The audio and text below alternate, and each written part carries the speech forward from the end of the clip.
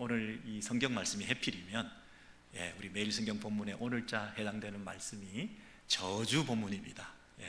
신명기 28장은 축복장으로 흔히 알려져 있지만 1절부터 14절까지는 축복에 대한 내용이고 15절부터 68절까지인가요? 거기는 저주장입니다. 저주에 관한 본문입니다. 그렇죠?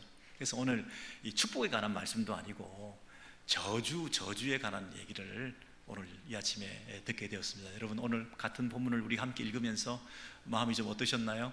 괜히 왔다 싶지 않으신가요? 여러분, 이 저주를 누구한테 쏟아 부으시는지 오늘 본문을 한번 보시죠. 네가 만일 2인칭입니다. 여러분, 2인칭.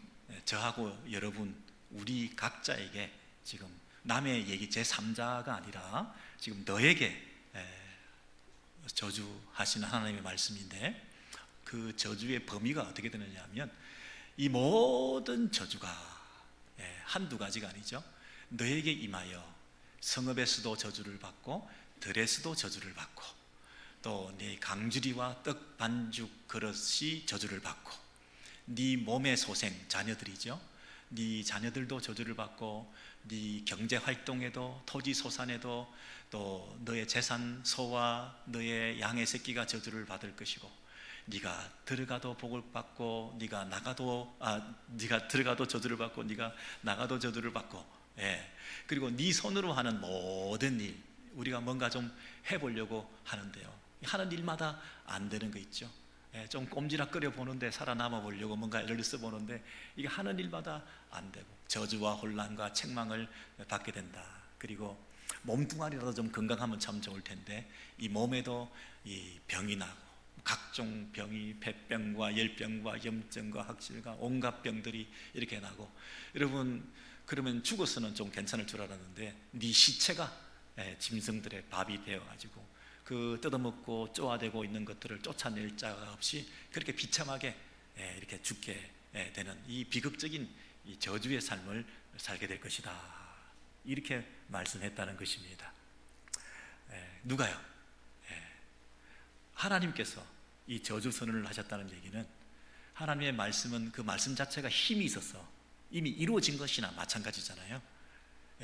그래서 그 하나님이 저주 선언을 하시면 그것은 반드시 누구에게? 우리에게 그것이 닥칠 것이 분명한 이제 현실화될 일만 남았는데요, 굉장히 좀 마음이 불편해지실 수 있을 것입니다. 여러분, 우리가 사람들에게 우리가 부모한테 무슨 말을 좀 악담을 듣는다든지 폭언을 듣는다든지 저주와 같은 이런 말을 듣는지, 여러분 이 막말 이런 거 들으면 기분 굉장히 나쁘지 않습니까? 그래서 이 말을 참 조심해야 되는데 부모한테 우리가 좀 심한 말을 들어도 이 평생 가슴에 남아있고 그것이 주는 충격이 우리 안에 늘 살아있거든요. 그래서 마음에 큰 상처로 남아있을 때가 있습니다. 너는 그래서 안 돼, 이런 말 여러분 혹시 들어보셨나요? 너 하는 일이 늘 왜 그 모양이냐, 내가 너 때문에 못 살아. 옛날에 우리 어르신들이나 부모님들이 나도 모르게 습관적으로 아무 생각 없이 이렇게 툭툭 하는 말인데 너는 왜 엄마를 이렇게 힘들게 하니? 이런 말들 들어보세요, 여러분. 그러면 너 때문에 내가 못 살겠다, 이 죄책감을 왜 네가 나를 이렇게 힘들게 해, 내가 힘든 이유가 너야 하는 그 아이의 마음속에 죄책감이 있지 않습니까? 이걸 막 그 평생에 짓누르게 이렇게 살면서 그게 마음에 남아있거든요. 내가 너를 낳고도 미역국을 내가 먹었어, 이게 후회한다는 뜻이잖아요. 내가 그때 너를 낳지 말았어야 돼. 야, 이런 말들 정말 너 들도 말고 너 같은 애 꼭 너 하나 같은 애 너 낳아가지고 한번 당해봐라, 이런 말들도 우리가 자기도 모르게 하는데요. 여러분 이런 그 말들을 부모한테 들어도 그게 평생이 남아서 그게 짓눌려 살면서 오히려 그것이 하나의 대를 이어서 자기도 모르게 또 자기의 아이한테도 똑같은 말을 습관적으로 나쁜 것을 배워가지고 이렇게 하게 되는 그런 경향이 있습니다. 그래서 저주가 이렇게 흘러갈 수밖에 없는, 이게 무슨 영적으로 강하게 흐르는 저주가 있는 게 아니라 이게 기억이 나니까 나쁜 기억들이 나도 모르게 그걸 배워가지고 가정 환경에서, 그런 역기능적인 가정에서 이런 것을 배우다 보니 나도 모르게 이렇게 흘러가서 그게 또 악영향을 끼치게 되는 그런 수가 있을 텐데요, 오늘 부모도 아니고 하나님께서, 말씀 그 자체가 법이시고 힘이시고 능력이시고 그러신 하나님께서 너 저주받아, 네 자손들이 다 복을 받기는커녕 저주를 받을 거야, 이렇게 얘기를 하면 우리는 마치 저주의 마법에 걸린 것이냐, 이제는 우리는 큰일 났잖아요. 이 문제를 어떻게 하면 좋을까요? 저주가 현실이 됐어요. 다른 분이 아니라 하나님이 저주하셨기 때문에 이런 이 문제를 우리는 풀어가야 되는데, 오늘 제가 과감하게 오늘 설교 제목은 저주는 없다라고 선언을 했어요. 저주는 없다, 저주가 아니다. 아니, 이렇게 저주를 많이 얘기하셨는데요, 여러분 양적으로 보실래요? 신명기 28장의 1절부터 14절, 14절에 불과하지만 그 다음 68절까지는요 54절이에요. 그러니까 4배나 되는 거예요. 4배. 축복에 관한 말씀보다 이 저주에 관한 말씀이 훨씬 많아요. 양만 많은 줄 아세요? 양만 많을 뿐 아니라 오늘 그 얼마나 센 표현도 있는지, 질적으로도 얼마나 질적으로도 저주스러운 말들을 많이 쏟아내놓으시는지, 부모들한테 받은 상처는 별것도 아니야. 우리 하나님이 이렇게까지 말씀하실 줄 몰랐어. 잘 보세요. 너희 중에 우구하는 이방인은 머리가 되고 너는 꼬리가 될 것이다. 우리가 부리는 종이나 우구하고 있는 그 이방인들이 오히려 우리를 지배하고 다스리게 되는, 주종관계가 바뀌게 되는 이런 이 신분의 격하를 경험하게 될 거다. 이거 굉장히 충격이지 않습니까? 그리고 우리를 공격하는 적군을 우리가 섬기게 되는, 적한테 패배하고 포로 생활하고 하는 이런 일들은, 와, 거기다가 철멍에를 목에 메고 노역을 하게 되고 고생을 하게 될 거다. 이거 완전 저주잖아요. 이런 악담이 어디 있습니까? 그리고 노인을 보살피지 않고 유아를 불쌍히 여기지 않으며, 여러분 최소한의 도덕과 상식이 통하는 이 기본적인 윤리가 있는 세상이, 어른들은 대접하고 공경하고 애들은 보호하고 이래야 되는데, 그게 안 되는 세상이 된다는 것은 얼마나 우리를 향한 이 저주 선언인지 몰라요. 적군에게 애워싸이고 이 포로가 된 상태에서 이 적군한테 이렇게 포위된 이 형편이 있다 보면 이 먹는 문제가, 물 문제가 해결이 안 되고 음식이 없다 보니까 그 안에서 자기 자녀도 살을 떠도, 아니 이런 저주가 세상에 어디 있습니까? 근데 그것을 남에게 안 뺏기려고 자기가 먹는 그 자녀의 살을 누구에게든지 주지 않고, 이런 일이 벌어진다는 거예요. 자기 발바닥으로 땅을 밟지도 않던 자라도, 이 말은 어떤 아내가 있었는데 어떤 여성이 너무 귀하고 너무 연약하고 너무 온유하고 착하고 너무 사랑스럽고, 그래서 이렇게 발바닥에 땅에 밟지도 않던 이런 여자였는데, 이 여인이 그 남편과 자녀를 멸시하고 미운 눈으로 바라보고 원수 삼고 자기가 살아남으려고 그 사랑스러운 관계를 깨트리고 하는 이런 관계의 아픔들이 일어난다, 이렇게 말을 하고 있습니다. 그리고 지금까지 설명했던 그 모든 질병들에 기록되지 않은 질병과 온갖 재앙들까지도 쏟아 부으신다. 여러분 여러 가지 아까 그 질병도 많았는데 그거 외에도 모든 질병을 다 동원해서라도 너를 멸망시키게 될 거다. 그러시면서 충격적으로 내가 이걸 기뻐하신다. 아니 이렇게 과학적인 이런 하나님께서 이 저주를 절개하시는 이런 저주의 신이시네요. 알고 보니까 그 말이 맞네요.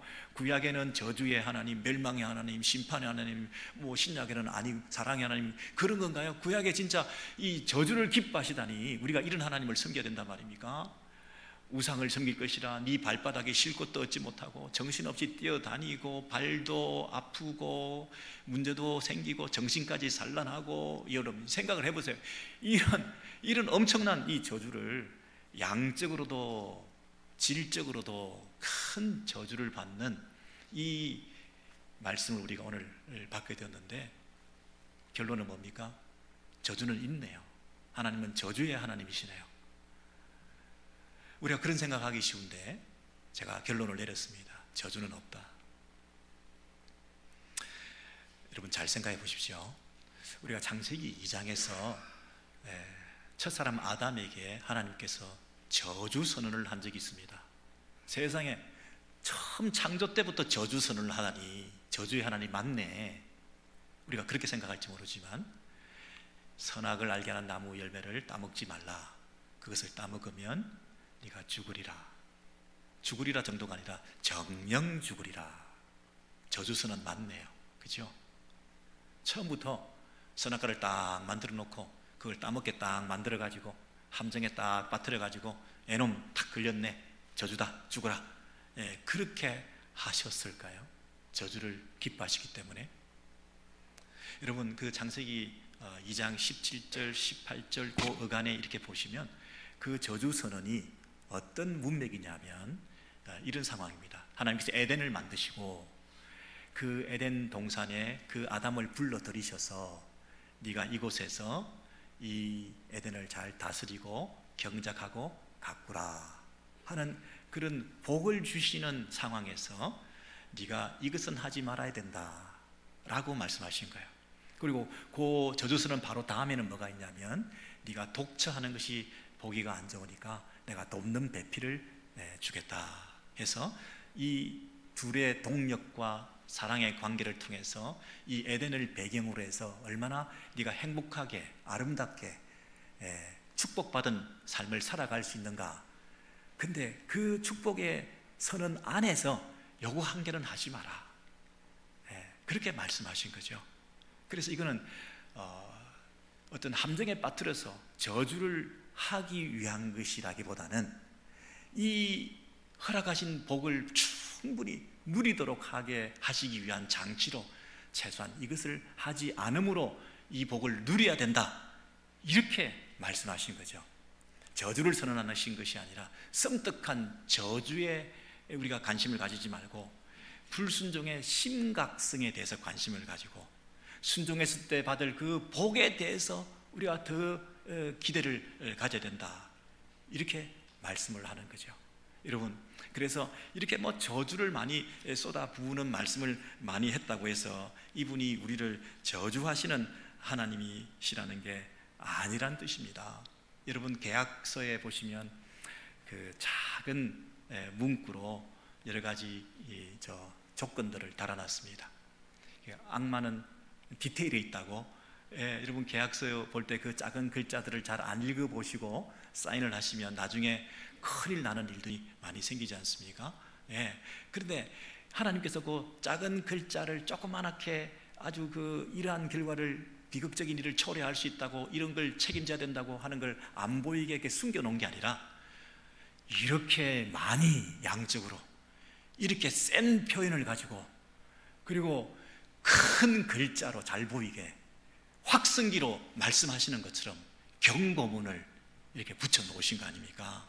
이게 우리를 저주의 그 틀 안에 가두어 두시고 우리를 함정에 빠뜨리게 하시기 위한 이상한 하나님이 아니라 최소한 이것은 절대 해서는 안 되는 일이라고 오히려 공개적으로 모든 사람에게 보여주기 위한 하나님의 사랑의 문구들 아닐까요? 이건 하지 마라. 이건 하면 안 된다. 모든 사람에게 다 보이게 이렇게 많이 내가 누차 여러 번 이렇게 설명을 하는 걸 보면 네가 깨닫는 게 좀 있지 않겠냐? 여러분 부모가 자식을 매를 댄다고 하는 것은 여러분 그게 사랑의 매지 애를 죽이려고 때리는 게 아니지 않습니까? 네가 정령 죽으리라. 우리를 저주하시는 처음 선언이 아니라 인생이 어떻게 하면 복을 받을 수 있냐 하는 그 최소한의 이 조건을 제시해 주신 것 아니겠어요? 들어가도 복을 받고 나가도 복을 받는다. 여러분 이게 출입을 지켜주신다는 뜻인데 이게 그러면 우리는 처음부터 끝까지 꼼짝 못하고 그분에게 사로잡혀가지고 나 다 들키고 일거수일투족을 감시당하면서 우리는 그분 앞에 매여가지고 이렇게 꼼짝 못하게 살아가는 이런 저주받은 인생이다. 여러분 그렇게 생각하십니까? 아니면 내 삶을 다 아셔서 건성으로 우리는 흉내내면서 대충 하나님을 섬길 수도 있었는데 하나님은 불꽃 같은 눈으로 나를 살피시고 나의 은밀한 부분까지 나를 알고 계시기 때문에 내가 거룩함과 정결함을 잘 유지해서 하나님 앞에서 부끄럽지 않은 삶을 살아야 되겠다. 그래서 내가 복받는 인생이 돼야 되겠다. 대충 숨기고 근성으로 넘어가서 겉으로는 내가 평안하게 살 수 있을지 모르지만 하나님 보실 때 나중에 모아놨다가 저주 내리시면 큰일이지 않냐. 내가 평소에도 성실하게 살아야 되겠구나. 인생은 마지막에 결산하는 것이 아니라 하루하루 매일매일 종말론적인 삶을 심판대의 선거처럼 그렇게 살아야 되겠구나. 이게 복이지 않습니까? 이런 방식으로 우리를 철저히 살피시고 계시다는 것이 오히려 감사의 제목 아니겠습니까? 여러분, CCTV를 설치해놓고 카메라가 온데 설치되어 있으면 그것을 우리를 억압하는 것으로 보십니까? 아니면 범죄를 막아주는 것으로, 우리를 보호해주기 위한 장치로, 여러분 그렇게 생각하고 긍정적으로 순기능을 하는 것을 우리가 보고 있는 것처럼 하나님께서 다 아신다. 하나님 다 보고 계신다. 죄를 짓지 마라. 하나님 명령에 순종해라. 그러면서 이 명령대로 지키지 않았을 때는 이런저런 저주를 받게 된다라고 세게, 많이, 길게 경고문을 크게 붙여놓은 것이 하나님이 저주를 즐기시는 분이 아니시라, 우리가 저주받기를 기다리시는 분이 아니시라. 그거 하지 마라. 그거 하지 마라. 이게 절절히 피눈물 나게 우리를 향한 호소문으로 오늘 이 저주의 글들을 읽게 되지 않습니까, 여러분? 그렇습니다, 여러분. 저주의 하나님 아닙니다. 사랑의 하나님입니다. 지금도 저주는 없다, 이렇게 과감하게 선언하실 수가 있는 것입니다. 저주는 없다. 근데 여러분, 이스라엘 역사를 보면 저주가 있었습니다. 오늘 이렇게 하지 않으면 이런 저주를 받을 것이다, 불행과 재앙을 만나게 될 것이다, 이런 그 내용대로 그대로 이루어진 적이 있습니다. 저주는 있네요. 그것을 언약적 저주라고 얘기합니다. 이렇게 약속을 했습니다. 이러면 복을 받고 이러면 저주를 받는다, 언약을 맺었습니다. 그런데 그렇게 하지 않았을 때 이스라엘 백성들이 그 저주의 언약대로 하나님께서 시행하신 적이 있으십니다. 그럼 이스라엘 백성들이 저주를 받으면서 저주의 마법에 걸려서 여전히 우리는 저주를 받고 있구나, 우리는 이 하나님의 이 저주 좋아하시는, 저주를 기뻐하시는 그 틀 안에서 꼼짝달싹 못하고 우리는 이렇게 힘들게 살아가는 거구나, 또 저주 받았네, 그럴 줄 알았네, 이렇게 자포자기하며 살게 만들어 두기 위해서 또 저주를 시행하셨을까요? 여러분이 크고 작은 어려운 일을 당할 때, 또 하나님의 저주의 틀 안에서 내가 벗어나지 못하고 있구나, 이걸 벗어나야 행복인데, 이것이 자유인데, 이것이 사는 건데, 우리가 그렇게 생각할 때가 있는데요, 과연 우리에게 닥쳐있는 어려움들이 저주일까요? 여러분, 이스라엘 백성들은 지금 가나안 땅에 들어가기 위해서 신명기를 통해서 경고를 받고 있습니다. 왜냐하면 가나안 땅에 들어가면 각종 잡신들이 우상 숭배의 몸짓을, 손짓을 하면서 우리를 부르고 있는데, 우리는 낯선 그곳에 가서 그 가나안 땅에 살아가는 사람들의 삶의 방식을 배울 수밖에 없고 그들이 섬기는 우상들에게 절할 수밖에 없는 거죠. 살아남아야 되니까. 그들은 풍요의 신, 다산의 신, 전쟁의 신, 곡식의 신, 비의 신, 바람의 신, 우레의 신, 다양한 신들을 동원해서 필요에 따라 그때그때 적시에 그 신들을 찾아가면 비도 내려주고 바람도 불어주고 곡식도 잘 되게 하고 전쟁에서 이기기도 하고 다산의 축복도 받기도 하고 이러는 방법이 있으니 그들이, 이스라엘 백성들이 당연히 그들을 따라가면서 이 민생고를 해결하기 위해서라도, 자식을 먹여 살리기 위해서라도 낯선 곳에 들어가서 새삼스럽게 하나님 어쩌고 하는 게 어울리지 않고 부끄럽기도 하고, 그 지역에 있는 이미 토착민들의 그 신앙과 문화를 받아들이는 것이 잘 적응했다, 살아남았다, 그렇게 생각할 수도 있는 그런 상황 아니었겠습니까? 우리가 미국 땅에 왔습니다. 어떻게 하면 미국에서 승리할 수 있습니까? 천국 백성, 하나님 나라 이런 것보다는 일단 아메리칸 드림을 실현하는 거, 미국에서 잘 정착하는 거, 이 제도, 이 문화, 이 범줄, 이것을 배워서 몸에 익히는 거, 이게 더 중요하다고 생각할 뻔하지 않았습니까? 여러분, 과연 그랬을까요? 여러분, 이스라엘 백성들이 전쟁에서 자꾸 지는 방법을 통해서 가나안의 전쟁의 신으로부터 멀어질 수 있었다고 한다면 이것이야말로 전쟁에서 자꾸 연속된 패배가 이스라엘에게 주신 하나님의 은혜 아니었겠습니까? 여러분, 전쟁의 신을 의지해서 승리하게 되는 일에 계속해서 그 승리를 맛보게 되었다고 한다면 그때는 잘 되고 승리하고 성공하는 것이었지만 점점 전쟁의 신 우상을 섬기는 것으로 가고 하나님을 등지고 떠나는 꼴이 되니 이거야말로 큰 저주 아니겠습니까?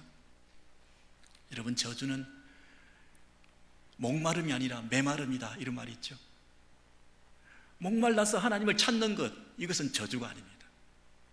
목마름이 전쟁에서 지는 것이 연속적인 패배가 결코 저주가 아닙니다. 더 큰 저주를 막는, 하나님을 떠나게 되는 영원한 멸망으로 가는 것을 막기 위해서는 이 땅에서 저주와 같은 이런 어려운 일들을 당하는 것, 그것도 연속적으로 한두 번은 우연이라고 생각할지 모르니까 연속적인 패배에 계속된 일들이 일어나고 있는 것이 오히려 가나안의 우상들로부터 마음을 떠나게 만들 수 있는 유일한 길, 오히려 메마름 상태에 있는 것이 아니라 목마름 상태로 나아가서 하나님을 찾게 만드는 것이, 그 목마름의 축복이라고 하는 것이 우리에게 큰 은혜가 아니었을까. 풍요와 다산의 신을 섬기며 승승장구하고 먹고 사는 문제가 해결되었으면 하나님을 떠났을 텐데 기근도 있고 가뭄을 통해서 흉작도 경험하고, 그것도 1년이 아니라 2년, 3년 계속되면 가나안의 이 잘못된 우상 숭배를 통해서 내가 하나님 앞에 저주를 받고 있는 것이구나, 내가 하나님께 돌아가야지. 여러분, 이런 마음에 그 새로운 전환점이 있게끔 만드는 이 저주가 혹시 있다고 한다면, 그 질병이, 그 재앙이, 그 불행이 우리 가운데 있다고 한다면 그것이 저주의 하나님의 저주 행위일까요? 우리를 향한 사랑의 메시지 아니겠습니까? 어떤 사람이 이렇게 말했습니다. 지옥은 서투른 음악가들이 가득한 곳이다. 서투른 음악가들이 가득 모여있는 곳이 지옥이다.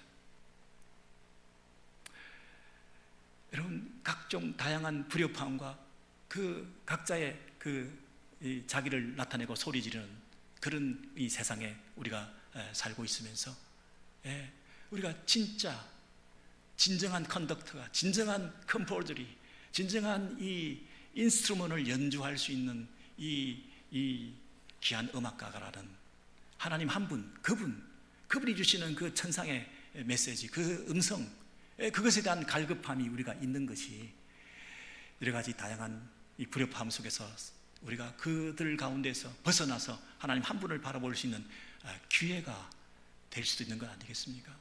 어떤 때는 정말 세상을 등지고 싶고 세상이 나를 버렸다, 이 세상에는 정말 너무 외롭다, 내가 이 세상에서 혼자다, 교회에 왔는데도 나는 혼자다, 세상에 나갔는데도, 직장에 나갔는데도, 가정에서도, 자녀들 가운데서 남편들도 너무 외롭다, 남편은 진짜 남의 편이더라, 자녀들도 내 편이 아무도 없더라, 혼자 외로움을 느끼면서 세상이 나를 버렸다, 이게 구구절절히 내 마음속에 상처를 가지고 있는 사람들이 있는데, 세상이 나를 버렸다고 하는 사람들 앞에서 세상은 여러분들을 향해서 뭐라고 얘기하신 줄 아십니까? 세상은 한 번도 너를 가진 적이 없다, 한 번도 가진 적이 없는데 뭘 버림을 받았다고 그러셔요. 우리는 세상에 속한 자가 아니거든요. 세상의 미련을 버리셔야 되는 거죠. 세상에 너무 의지하려고 하지 마십시오. 사람을 찾아다니지 마십시오. 한 분 하나님 앞에서 우리의 마음을 지키는 거, 그걸 지금 하나님께서 원하지 않습니까? 메마름에 대해서 너무 자기 면에 빠지지 마십시오. 목마름에 대해서 갈증을 느끼시고 하나님 앞에 나오십시오. 하나님께서 저주를, 불행을, 아픔을, 질병을, 사고를, 문제를, 가난을 이 땅에서 우리가 경험하게 할 수도 있지만 그것이 저주의 마법에 걸려서 하나님 나를 저주하시는 그런 일이 아니다. 여러분, 선언하십시오. 저주는 없다. 저주는 없다. 사랑하시는 거다. 기다리시는 거다. 확성기로 말씀하시는 거다. 더 크게 깨달을 수 있도록 우리에게 귓전에 들려주시는 큰 외침입니다. 여러분, 제가 분명히 저주는 없다 이렇게 선언을 했는데도 여전히 여러분 마음속에 이런 생각을 하실 수가 있습니다. 그 저주를 안 받으려면 그 앞에 있는 조건절을 해결을 해야 되는데 뭐뭐 하지 않으면 네가 저주를 받게 된다. 명령과 규례를 잘 따라 지키지 않으면 네가 저주를 받게 된다. 율법을 잘 지켜 행하면 복을 받게 된다. 이렇게 그 조건절이 있었는데 그 부분이 이제 우리가 좀 고민이 되는 거예요. 저주는 없다라고 과감하게 선언하기에는 내가 그 율법을 다 지켜 행할 자신이 없다는 거죠. 많은 법을 하나님께서 우리에게 주셨는데 그 법을 따라 다 지켜 행할 수 있을까? 그래서 저주로부터 벗어날 수 있을까? 하나님의 축복권 안에서 살아갈 수 있을까? 우리가 이런 생각을 하게 되는 거죠. 야, 이거 어렵겠다. 결국은 저주 받겠다. 잘 피해가다가 결국에는 저주의 이 법 안에서 벗어날 길이 없겠다. 이전에는 여러분 그 목사님들이나 우리 로만 캐톨릭에서는 축복권, 저주권 이런 게 있었습니다. 그래서 그 마태복음 16장에서 네가 이 천국의 열쇠를 가졌다. 그래서 땅에서 매면 하늘에서도 매고 땅에서 풀면 하늘에서 푼다. 이러니까 밑에서 축복하면 위에서도 축복해 주시고 밑에서 저주하면 위에서도 묶어놓으면 위에서도 풀리지 않아가지고 계속 저주권 아래에 있다. 이러면서 로만 캐톨릭에서 교황 제도를 강하게 강화시키기 위해서 그런 일들도 했고 그것이 괜히 개신교에 흘러들어와서 목사님들이 뭐 축복권, 저주권 이러면서 그런 말들을 남발했는데 여러분 그런 상처를 혹시 받으신 분 있으십니까? 교회에서 좀 문제가 일어나고 교회를 좀 힘들게 하고 교회를 등지고 그러면 뭐 갑자기 저주권 이렇게 나오면 얼마나 큰 상처가 되겠습니까? 그러니까 그렇게 된 거야. 그렇게 잘못하더니 그렇게 잘못됐잖아. 이러면서 그걸 갖다 붙이면서 축복권, 저주권 이런 말을 했는데 여러분 그런 일은 없습니다. 없다. 인간이 저주권을 행사하고 누구를 저주하는 이런 건 없다. 하나님께서 지금 분명히 말씀하시기를 하나님의 명령대로 지키고 순종하면 복을 주신다. 우리한테 달린 거예요. 각자에게 달린 거지. 중간에 어떤 제3자가 축복을 좌지우지할 수 있는 그런 권한을 가진 사람 아무도 없다. 그런 사람 있으면 그 사람이 저주를 받을 거다. 그런 마음으로 우리가 자유함을 누리시는 건 사실인데 그럼에도 불구하고 뭐뭐 하지 않으면 저주를 받을 거다. 그 앞에 조건들이 너무 많은 거예요. 그걸 다 지켜 행할 자신이 없어요. 그래서 우리는 아이고 목사님의 저주권을 행사 안 하더라도 우리는 저주를 받는구만 이렇게 우리의 마음이 힘들어질 수 있는데요, 오늘 성경은 아니다, 어렵지 않다, 여러분의 마음을 아시고 쉽다, 할 수 있다 이렇게 말씀을 하시는 거예요. 30장에 보시면 신명기 30장에 보시면 9절부터 20절 이하에 이런 말씀이 있습니다. 네가 율법책에 기록된 그의 명령을 지키고 네 하나님께 돌아오면, 여러분 저주를 받고 불행을 당하고 문제를 만났는데 그것이 끝이 아니라 하나님의 사인이었다, 사랑의 음성이었다, 그것을 깨닫고 다시 지키고 순종하는 쪽으로 네가 돌아오면 아까 네가 복을 받지 못하고 저주를 받는다고 했던 네 손으로 하는 모든 일, 네 소생, 네 가축 새끼, 네 토지, 소산, 이 모든 것을 아까는 우리 모두가 저주를 받는 것이었는데 그것이 변하여 오히려 풍성한 복을 주시겠다 이렇게 약속을 하셨다는 거예요. 그러면서 네가 걱정하고 있는 내가 오늘 너에게 명령한 것은 너에게 어려운 것이 아니다. 어려운 거 아니다. 내가 이거 해라, 이거 명령 지켜라 너에게 알려준 그 계명들이 지키기 어려운 것이 아니다. 그리고 먼 것도 아니라 그랬습니다. 가까이 있다. 어느 정도 가까이 있느냐 하면 그 말씀이 매우 가까워 너 입에, 네 마음에 있다. 그래서 네가 그것을 행할 수 있다 이렇게 말씀하십니다. 여러분 저를 보십시오. 무슨 말이냐면 우리가 축복을 받고 저주를 받지 않는 이런 참 행복한 인생을 살 수 있는 길이 있다고 한다면 그 길을 쫓아서 그 길이 어디에 있는지, 그 방법이 어디에 있는지 그것을 알아내기 위해서 어디든지 찾아가서 지혜자에게 물어보기도 하고, 또 무병장수할 수 있다고 한다면, 영원히 구원받고 영원히 행복하게 살 수 있는 길이 있다고 한다면, 진시 황제가 사람들을 불러서 온 천하에 다니며 불로초를 구하기 위해서 다녔던 것처럼 어디 그런 게 있다고 한다면, 행복을 추구하고 인생이 만족하게 살 수 있는, 저주를 모면하고 축복을 받으면서 살 수 있는 길이 있다고 한다면 하늘인들 못 올라가겠습니까? 그래서 내가 하늘에 있는 것이 아니니 그의 명령을 가지고 와서 우리들에게 들려 행하게 할 것이 아니요, 그런 게 있다고 한다면 하늘까지 올라가서 그것을 찾아가지고 와서 그게 뭔지를 우리가 듣고 들은 대로 행하게 될 거 아니겠습니까? 그게 만약에 바다 저 깊은 곳에, 바다 저 건너편에 있다고 한다면 어디든지 가서 그것을 가지고 와서 이것을 지키고 행하면 복을 받고 하는, 그게 있다고 한다면 그 명령을 가지고 와서 그것을 내가 귀에 듣고 들려지는 그것을 따라 행함을 통해서 그 복을 받을 거 아니냐. 그런데 지금 하늘에 갈 필요도 없고 바다 깊은 곳에 들어갈 필요도 없고, 그것이 매우 가까이 지금 너 앞에, 너 마음에, 너 입에, 지금 모세가 하나님의 중보자로서 그 계명을 알려주는 거죠. 네가 하나님의 법대로 순종하고 살아가면 이 복을 받을 수 있는 길이 있고 저주를 면할 수 있는 길이, 인생의 가장 행복한 길이 여기에 있는데, 그 인생의 가장 행복한 길을 네가 찾아서 헤매이지 말고, 하늘에 있다면, 땅에 있다면, 바다에 있다면 그것을 찾아 나서야 되는 그 어려운 길로 가지 말고, 내가 중보자를 보내주셔서 이스라엘 백성을 내 백성으로 삼아 니들이 행복하게 살 수 있는, 저주를 면할 수 있는 유일한 길인 이 법을 지키는, 이 법을 지금 너에게 지금 보여주고 들려주고 입에 암송하게 하고 묵상하게 하고 그 읽고 배움을 통해서 네 마음에 새겨져 있는 이 법이 네 안에 있는데, 이미 들어와 있는데 네 마음에 감동하는 대로 이것을 순종하면 거절하지 말고, 버리지 말고, 나를 잊지 말고, 살아계신 하나님 너를 향한 계획을 가지고 너를 내 백성 삼아서 네가 행복하기를 원하는 그 마음으로 이 법을 준 하나님의 의도를 파악해서 이 법대로 순종하고 살면 네가 형통한다. 그 말씀이 매우 가까워 네 입에 네 마음에 있은즉 네가 이를 행할 수 있느니라. 어디 다른 데 찾아 나설 필요 없다. 멀리 가서 찾아올 필요 없다. 어떤 지혜자가 있다면 그거 가서 물어볼 필요가 없다. 하나님께서 중보자를 내려보내주셔서 너에게 지금 직접 내 말을 하고 있지 않냐. 그래서 너와 네 자손이 살기 위하여 이 생명의 길을 택해라.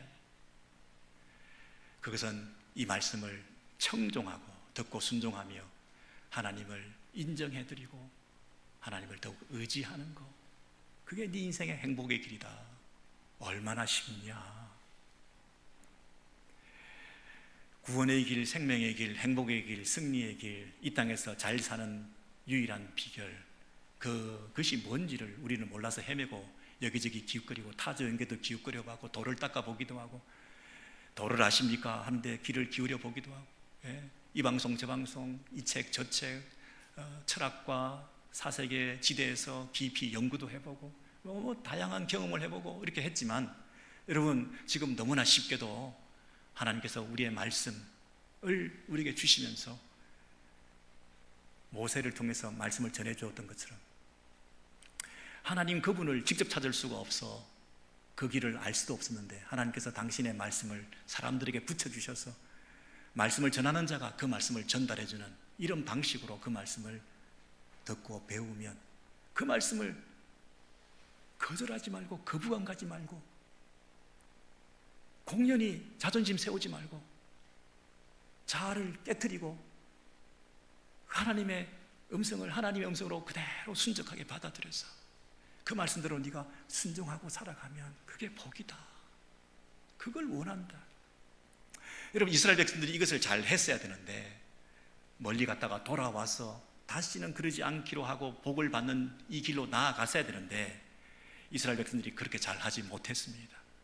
할 능력도 없고 할 의지도 없었고, 그래서 이스라엘은 점점 더 멀리 가게 되었죠. 야, 이 이스라엘의 역사는 앞으로 어떻게 될 것입니까? 결국 저주네요.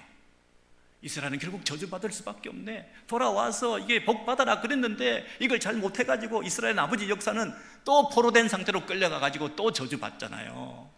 애굽에서 출애굽을 해서 가나안에 들어갔는데 가나안에서 또 쫓겨나잖아요. 저주받았네. 저주 있네. 하나님은 저주하시는 하나님이네. 하나님은 자기 백성들을 가만 놔두지 않고 끝까지 찾아가시면서 죄를 지적해내시고 결국은 함정에 빠뜨려가지고 세상 사람들로부터 조롱거리가 되게 만들어서 하나님이 하나님 백성들을 저주하고 하나님 백성인데 하나님 앞에 저주받고 이런 식으로 살아가는, 교회를 다니면서 예수 믿고 구원받고 할렐루야 하더니 저 꼴을 당하고 저 저주를 받아가지고 이 꼴을 당하고 있네. 우리는 저주의 마법에서 풀려날 수가 없네.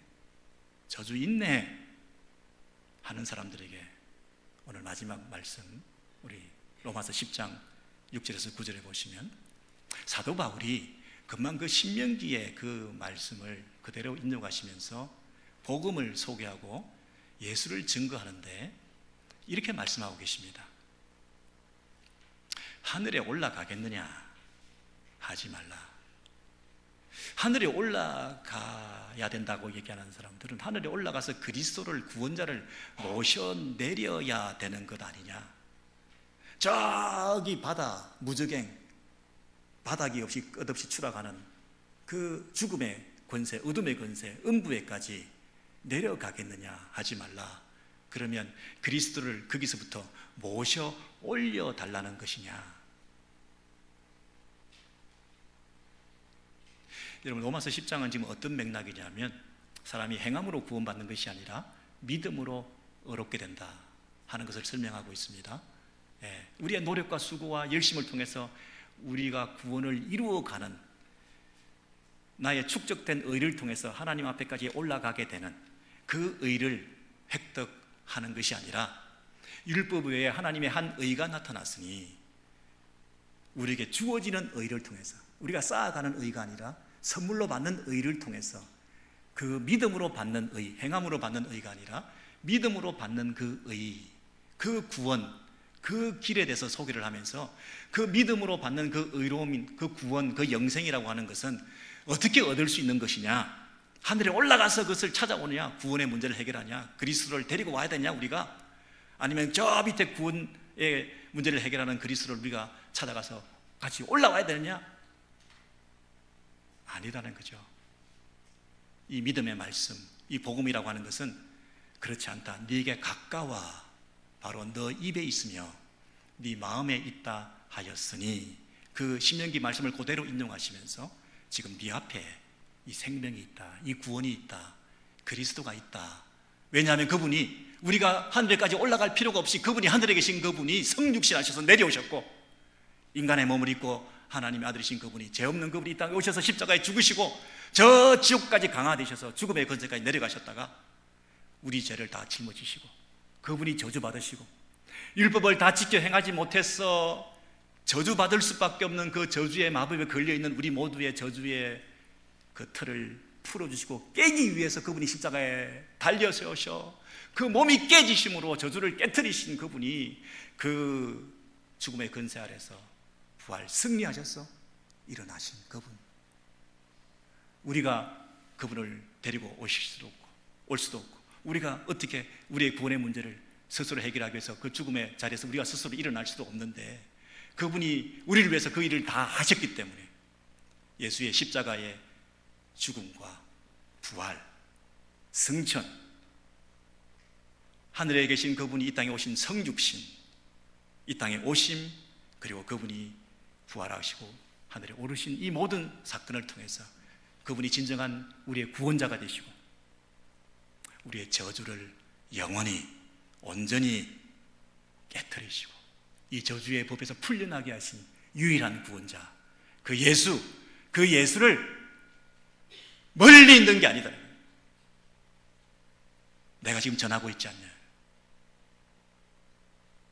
내가 지금 전하고 있지 않냐? 그 예수를 내가 지금 전하고 있지 않냐? 이게 어렵냐? 네가 찾아 나서는 구원이 아니라 너에게 바로 너의 입에, 너의 마음에 이 예수를 입으로 시인하고 마음으로 믿으면 거절하지 마라, 거부감 가지 마라, 억지로 반발하지 마라. 이 하나님의 방법을 이해를 좀 해봐라. 하나님께서는 어떻게 하셨냐? 주의 이름을 부르는 자는 구원을 받는데, 주의 이름을 부른다는 것은 믿기 때문에 부를 수 있는 것이고, 그리고 믿는다는 것은 복음을 들었으니까 믿게 된 것이고, 복음을 들었다는 것은 누군가가 전해줬기 때문이고, 그 전해준 자의 말을 통해서 네가 지금 그것을 믿게끔 되었는데, 그 전해준 자는 누군가 보냈기 때문에 그 전해주는 자가 오지 않았냐? 보내심을 받지 않았으면 어찌 전파하는 자가 있겠냐? 전파하는 자가 있었기 때문에 네가 들었지 않았냐? 믿음은 들음에서 나서 네가 들었기 때문에 네가 믿게 되지 않았냐? 네가 믿으니까 그 주의 이름을 부르고 구원을 받는 길을 얻게 되지 않았냐? 생각 좀 해봐라. 이 모든 일은 누가 했냐? 이 모든 구원의 서정에서 일어난 일들 중에 네가 한 게 있냐?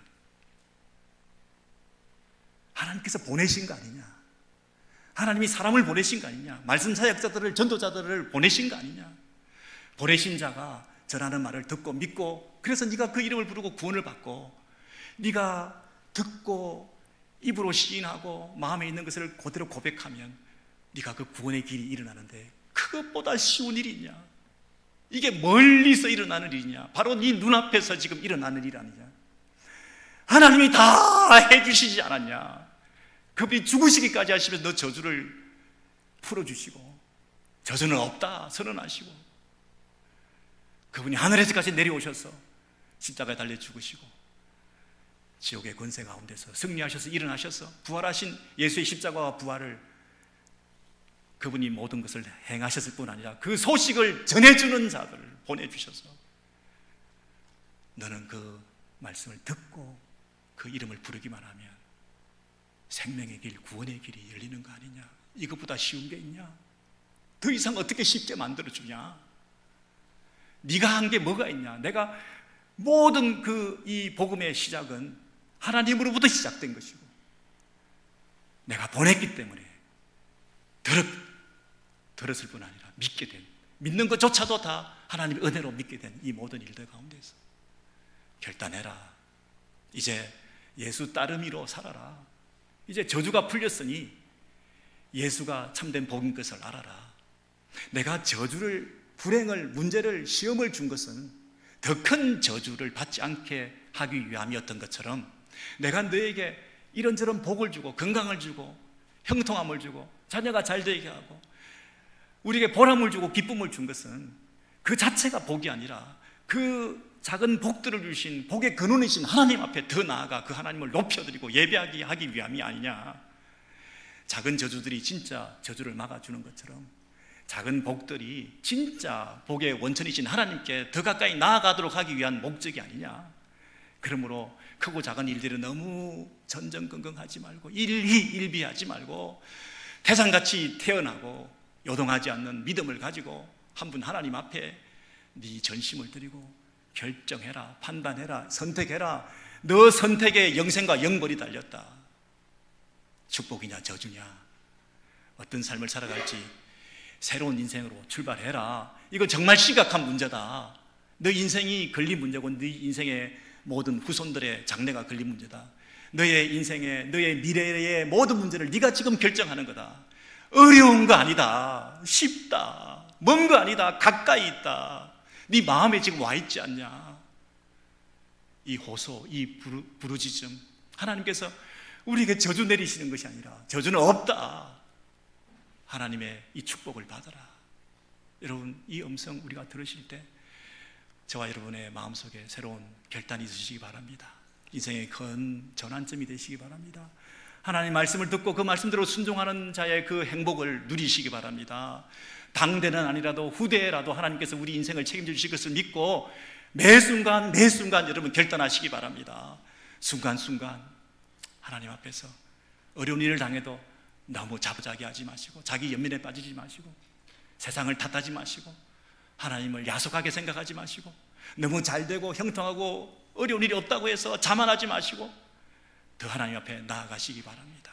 복의 근원 되시는 그분과의 관계를 통해서 그분이 더 풍성히 부어주심을 경험하게 되실 것입니다. 잘 되어서 하나님을 높일 수도 있지만 힘들고 어려운 가운데서도 이 신앙의 깊이를 우리가 더 잘 드러냄을 통하여 오히려 세상 사람들 앞에 더 큰 메시지가 될 수가 있는 것이요, 그런 신앙의 도약과 우리의 신앙의 성장을 통해서 더 많은 사람들을 품어 안을 수 있는 영적 거장으로 성장해 나가시는 축복의 장본인들이 되시는 저와 여러분 되시기를 주의 이름으로 소원합니다.